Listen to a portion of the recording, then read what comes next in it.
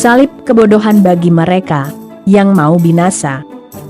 1 Korintus 1 ayat 18.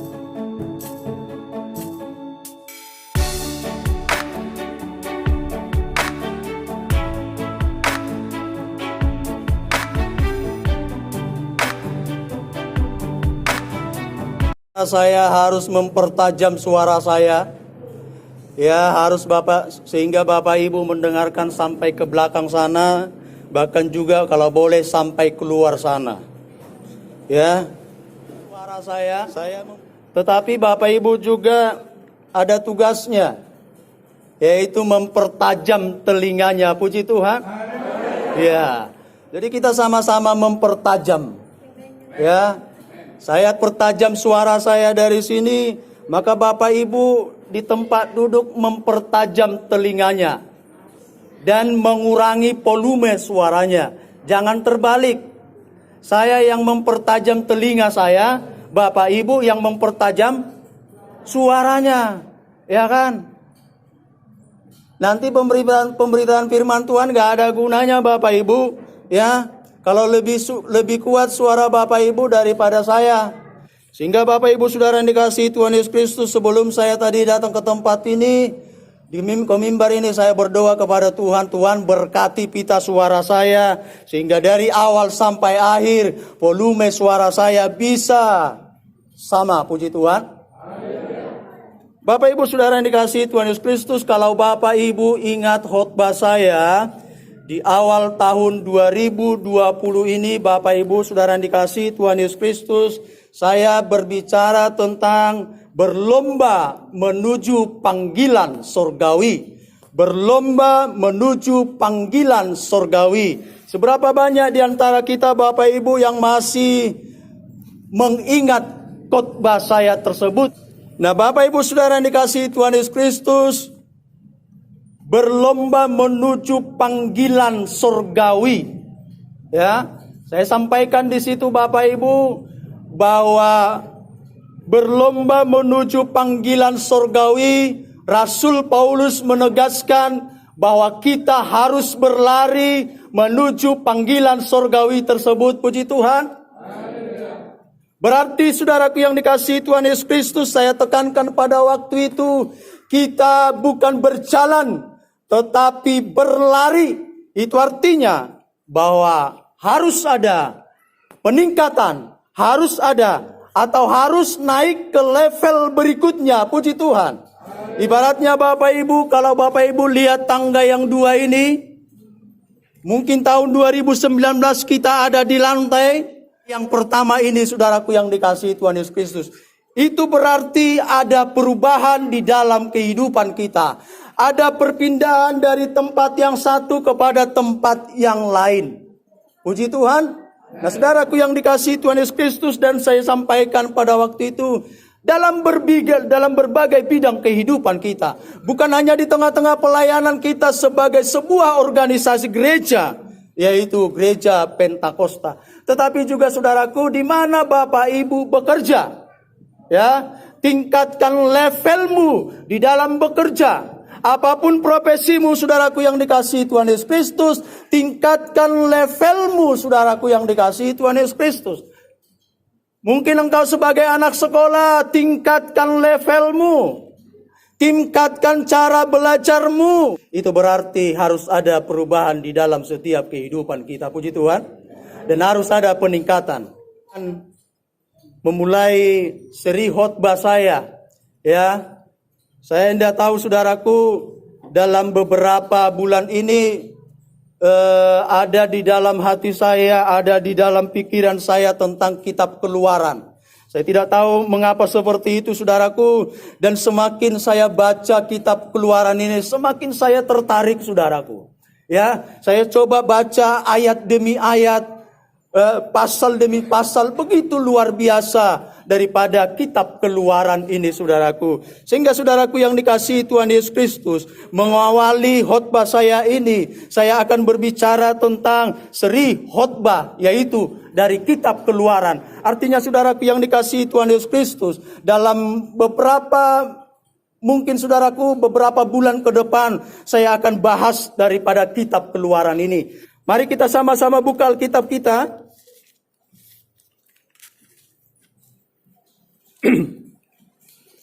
Dalam kitab Keluaran pasal yang kedua.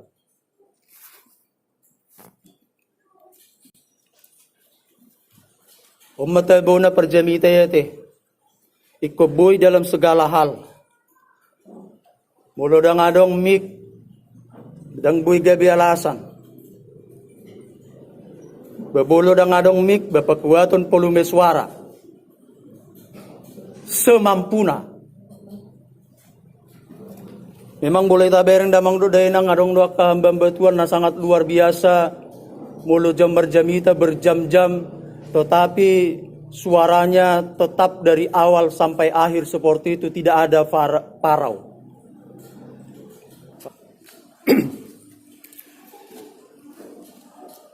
Keluaran pasal yang kedua ayat 1 sampai dengan 15. Masih kedengaran yang di belakang? Haleluya. Aku kita buma bigi, dak ku bigi suara muna. Alay unang dang binigi suara muna laningan tu kate. Bebulungan tu kamu na, beisi bima bigiaw. Bemulungan tu kamu nong isi lo na mau mula sisip sanon. Silakan Bapak Ibu baca secara bergantian. Kaum Bapak ayatnya yang ganjil dan kaum Ibu nanti ayatnya yang genap. Sekali lagi, kaum bapak ataupun kaum pria. Ayat yang ganjil, kaum wanita, ayat yang genap. Keluaran pasal 2 ayat 1 sampai 15, dimulai dari kaum bapak 2-3 ya.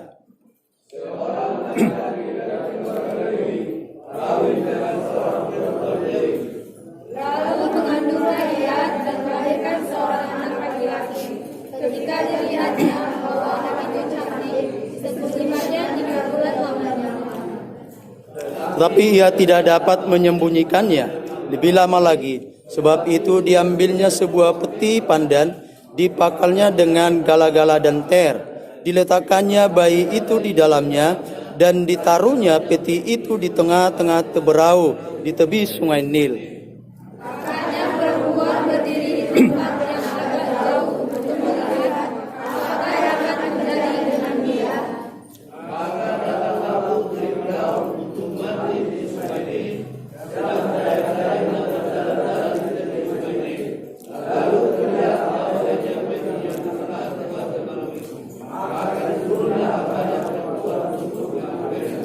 Ketika dibukanya, dilihatnya bayi itu dan apakah anak itu menangis, sehingga belas kasihan dia kepadanya dan berkata, tentulah ini bayi orang Ibrani. Lalu bertanyalah kakak anak itu kepada putri Firaun, akan kupanggilkah bagi tuan putri seorang inang penyusu dari perempuan Ibrani untuk menyusukan bayi itu bagi tuan putri? Sahut putri Firaun kepadanya, baiklah, lalu pergilah dari situ memanggil ibu bayi itu. Maka berkatalah putri Firaun kepada ibu itu, bawalah bayi ini dan susukanlah dia bagiku, maka aku akan memberi upah kepadamu. Kemudian perempuan itu mengambil bayi itu dan menyusuinya. Ketika anak itu telah besar, dibawanya kepada putri Firaun yang mengangkatnya menjadi anaknya dan menamainya Musa. Sebab katanya, karena aku telah menariknya dari air. Pada waktu itu, ketika Musa telah dewasa, ia keluar mendapatkan saudara-saudaranya untuk melihat kerja paksa mereka. Lalu dilihatnyalah seorang Mesir memukul seorang Ibrani, seorang dari saudara-saudaranya itu. Ia menoleh ke sana sini, dan ketika dilihatnya tidak ada orang, dibunuhnya orang Mesir itu, dan disembunyikannya mayatnya dalam pasir. Ketika keesokan harinya, ia keluar lagi. Didapatinya 2 orang Ibrani tengah berkelahi. Ia bertanya kepada saudara itu, mengapa engkau pukul temanmu? Tetapi jawabnya, siapakah yang memang engkau jadi pemimpin dan hakim atas kami? Apakah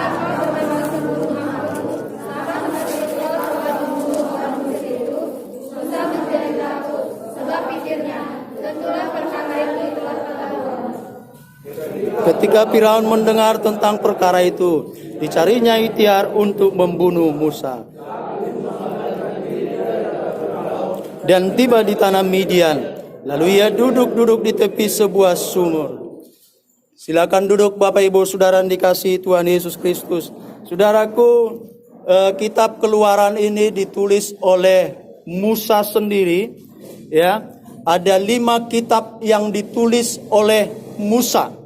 Dan kelima kitab ini seringkali disebut Pentateuk.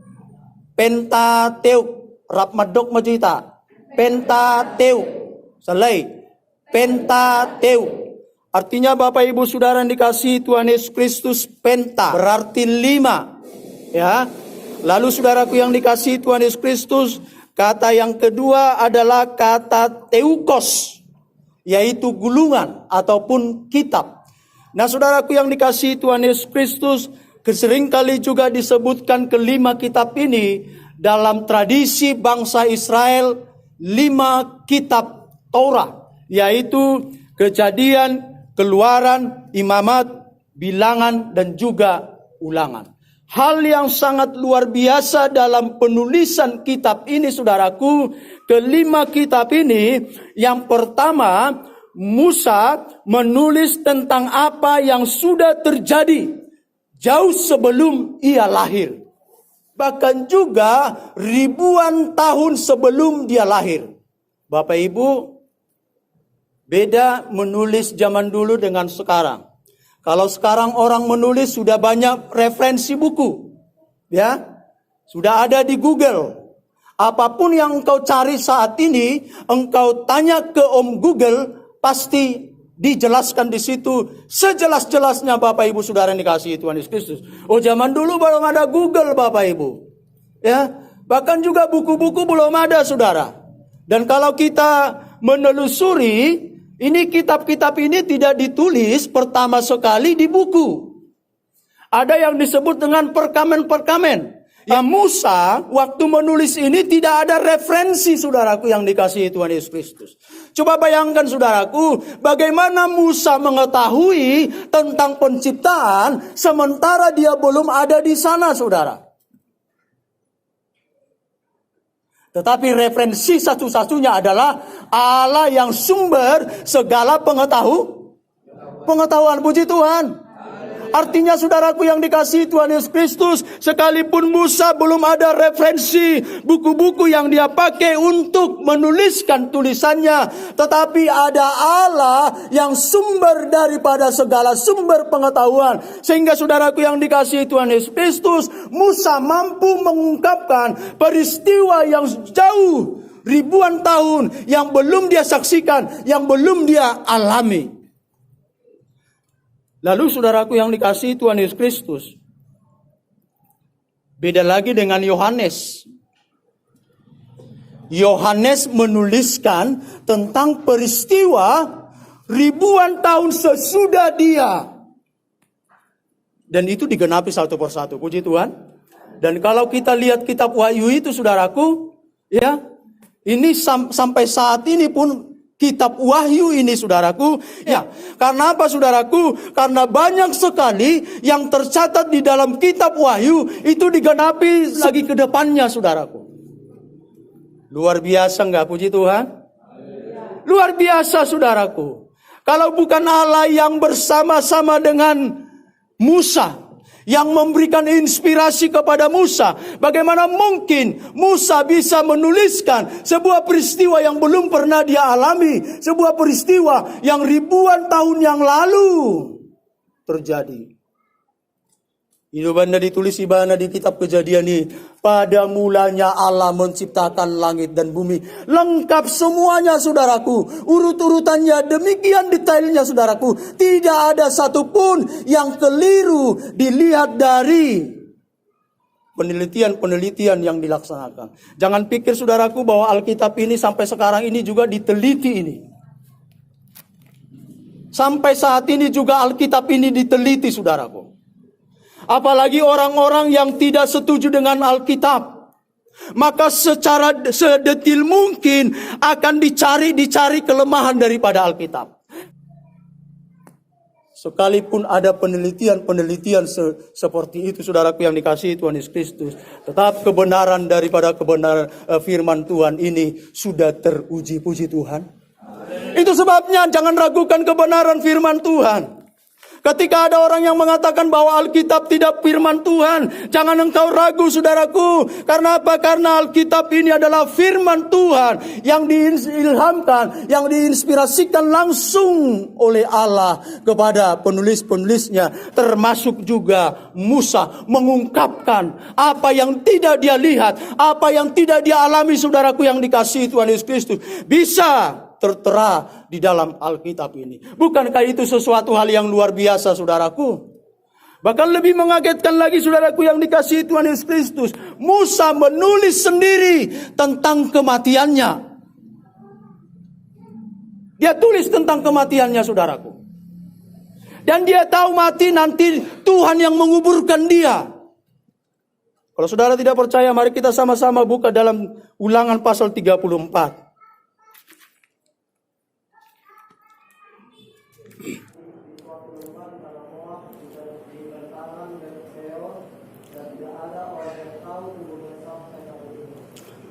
Orang pun tidak tahu kuburannya, saudaraku. Karena tadi dikatakan di situ ayat yang ke-6, dan dikuburkannya lah. Nya di situ huruf apa? Huruf besar kan? Artinya apa? Artinya bukan manusia yang menguburkan dia, tetapi yang menguburkan Musa adalah Tuhan sendiri. Betapa luar biasanya, saudaraku. Dia sudah catatkan di dalam Alkitab ini sebelum dia mati, bahwa nanti Tuhan yang akan menguburkan dia sendiri. Bahkan bangsanya sendiri pun tidak tahu. Dikatakan sampai saat ini tidak ada orang yang tahu di mana kuburannya. Oh, luar biasa sekali, saudaraku yang dikasihi Tuhan Yesus. Menjadi salah satu hamba Tuhan yang dipakai oleh Tuhan begitu luar biasa dalam memimpin bangsa Israel, ribuan bangsa Israel. Nanti kita akan lihat, saudaraku, berapa ribu sebenarnya bangsa Israel keluar dari tanah Mesir. Ya, apakah hanya ratusan? Ya, dikatakan di situ, saudaraku, hanya laki-laki saja 600.000 orang. Hanya laki-laki. Kalau kita lihat, saudaraku, di mana-mana lebih banyak mana, laki-laki atau perempuan? Perempuan. Lihat ini, saudara. Oleh dokarang itu 2 kali lipat. Holal laki-laki dope, jala holal dewasa, dan dihitung dope anak-anak. 600.000 holal bawa. Berarti kira-kira 3 juta na keluar bangsa Israel sentano Mesir, sentano perbudakan ini. Ini yang dikendalikan oleh Musa. Ini yang dipimpin oleh Musa. Alai boy manggut-manggut sudiete. Baru naik carana memimpin jutaan orang. Agar 20 halak jolma dipimpin, weh nggak pusing. Itu benar arong madokon lebih gampang doina memimpin mamarmaton horbo daripada jolma. Kan ide kan? Lebih gampang doina menggembalakan kerbau daripada manusia. Nah, saudaraku yang dikasihi Tuhan Yesus Kristus. Tadi dikatakan di dalam pasal yang kedua, ayat yang pertama itu, seorang laki-laki dari keluarga Lewi kawin dengan seorang perempuan Lewi. Saudaraku, Musa lahir bukan di tengah-tengah situasi yang nyaman dan tentram.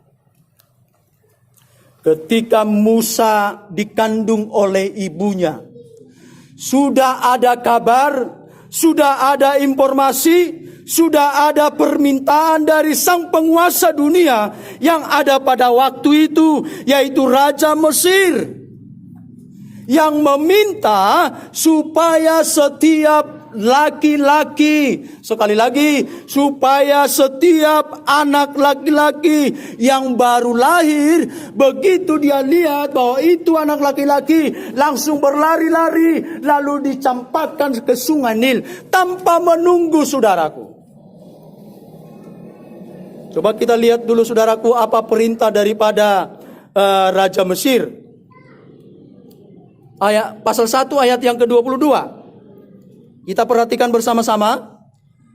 pasal 1 ayat yang ke-22. Lalu Firaun memberi perintah kepada seluruh rakyatnya. Waktu di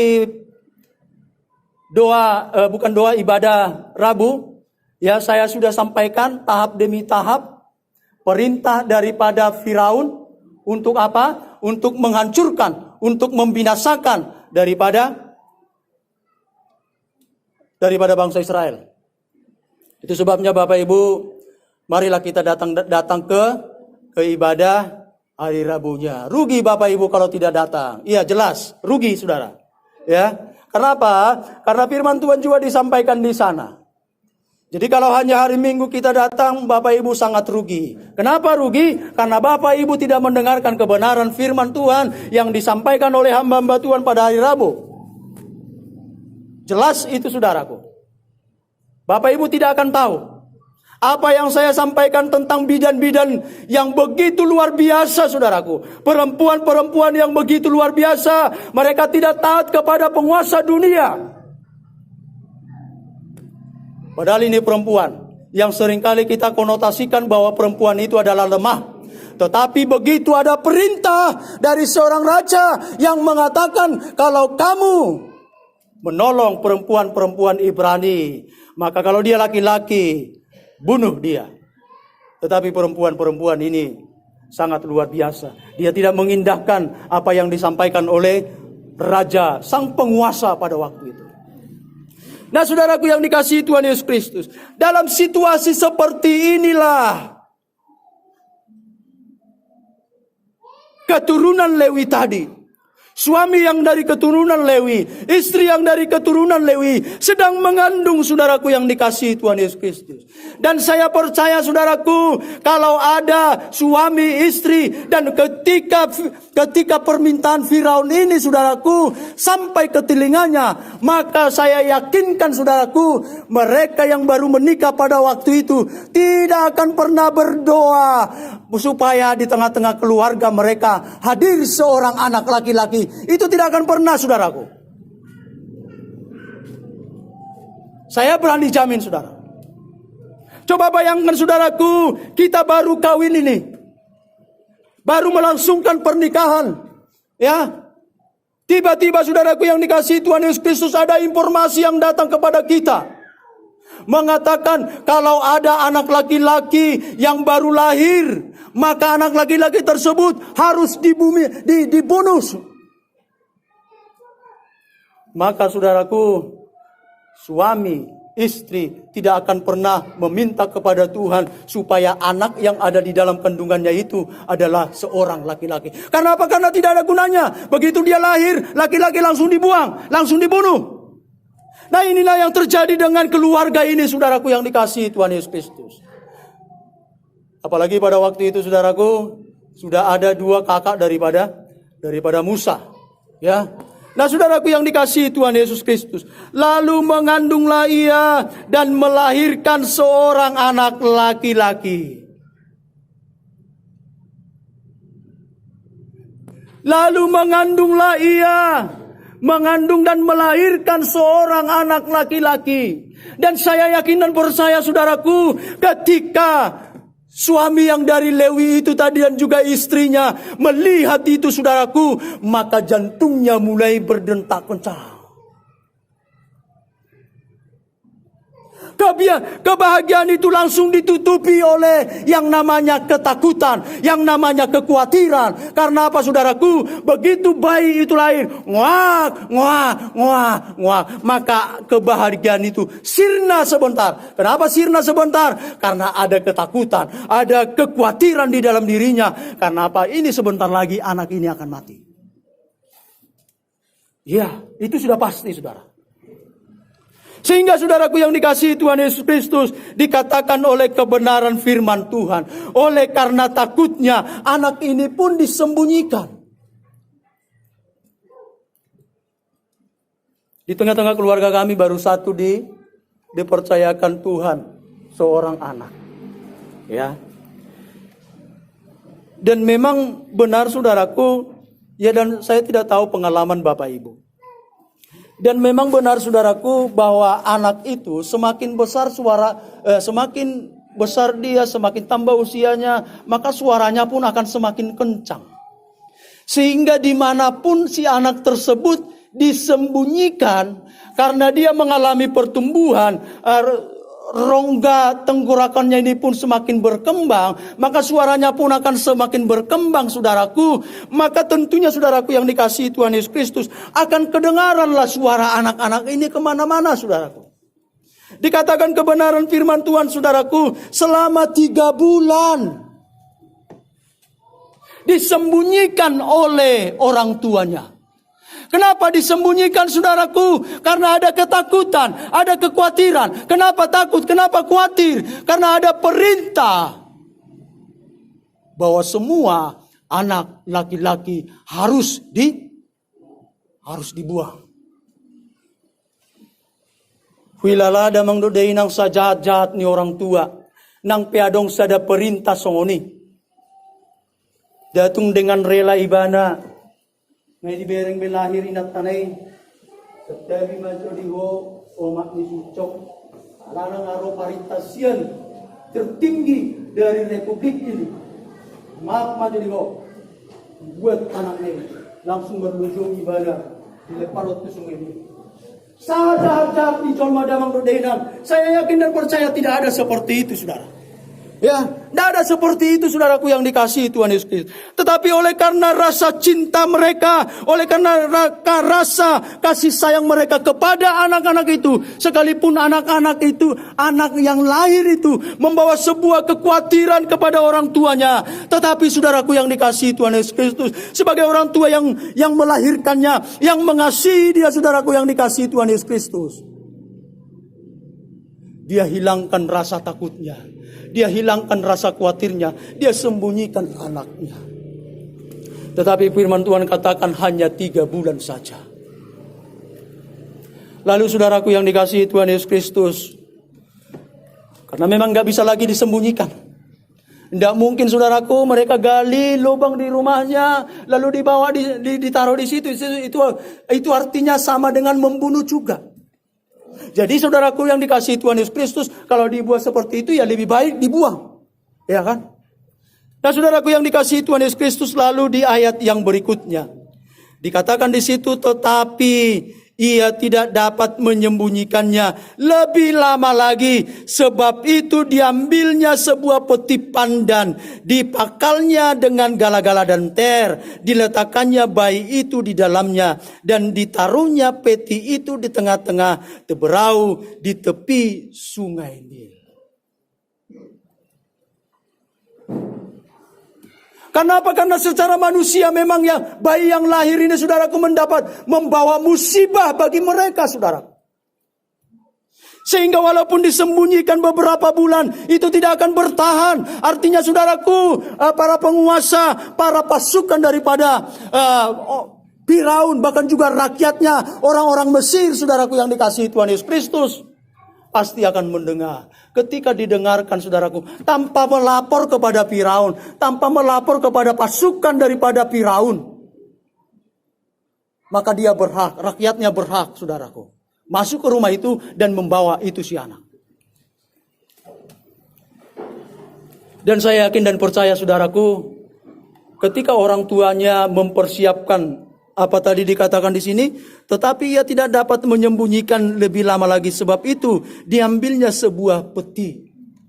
Saya yakin saudaraku yang dikasihi Tuhan Yesus Kristus, ketika orang tuanya mempersiapkan ini saudaraku, maka air matanya itu bercucuran saudaraku. Ibaratnya Abraham saudaraku ketika ingin mempersembahkan anaknya Ishak, anak satu-satunya yang dia kasihi, yang baru dia dapatkan setelah berpuluh-puluh tahun dia bergumul. Tetapi Tuhan katakan, Abraham, persembahkan anak satu-satumu. Betapa hancurnya hatinya si Abraham saudaraku, ketika mereka mempersiapkan kayu-kayu, bahkan juga mungkin saudaraku mengasah